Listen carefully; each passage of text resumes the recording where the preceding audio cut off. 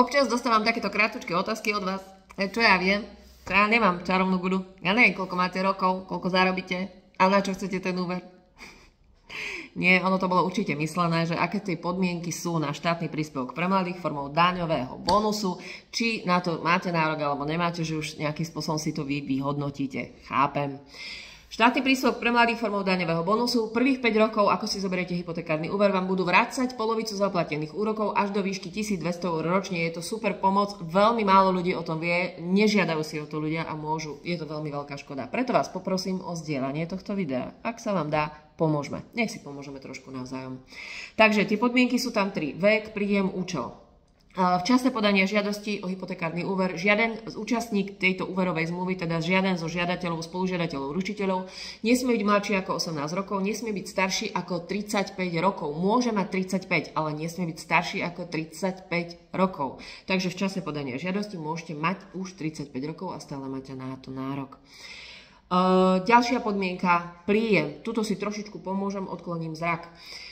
Váš príjem nesmie presiahnuť 1,6 násobok priemernej mesačnej mzdy za predchádzajúci rok, za predchádzajúci kalendárny rok. Teda, ak žiadam o tento úver svoj o hypotéku v 25.2025, nesmiem presiahnuť príjem ešte za rok 2024 1,6 násobok priemernej mesačnej mzdy a v roku 2024 to bolo 1524 eur priemerná mesačná mzda oficiálna, teda 1,6 násobok je 2438,40 eur.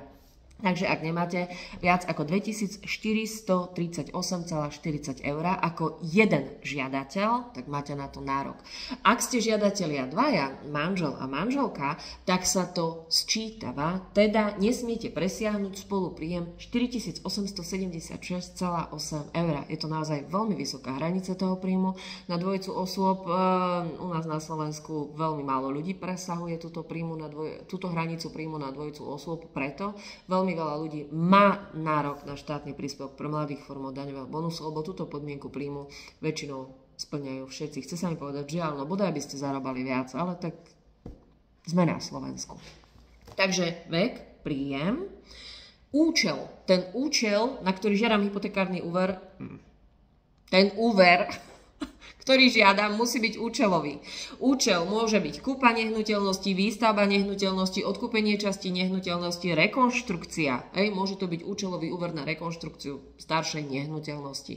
Nesmie to byť refinančný úver. To znamená, ak ja mám nejaké spotrebné úvery, lebo som si bral úver, ja neviem, na auto, na niečo a teraz to chcem dať do hypotekárneho úveru, tak na refinančný úver sa štátny príspevok pre mladých formou daňového bonusu uplatniť nedá.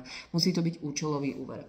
Kúpa, rekonštrukcia, odkúpenie časti nehnuteľnosti a výstavba.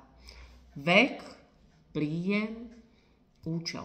Ak máte a spĺňate tieto podmienky, požiadajte si. Prvých 5 rokov si môžete požiadať, aby vám vrátili polovicu zaplatených úrokov až do 1200 eur za rok. Ak ste o tejto podmienke nevedeli a máte celkom takto čerstvú hypotéku, toto platí od 2018. 1.1.2018, ešte si tu preverím, ale od 2018. Ak ste o tomto nevedeli, viete si požiadať aj spätne. Účtovníčka by vám musela spraviť opravné daňové priznanie, ale dá sa o to požiadať aj spätne. Takže ďakujem za zdieľanie a pomôžte si, ak môžete. Štátny príspevok pre mladých formou daňového bonusu za mňa veľmi dobrá pomoc. Len o tom ľudia nevedia. Krásny deň.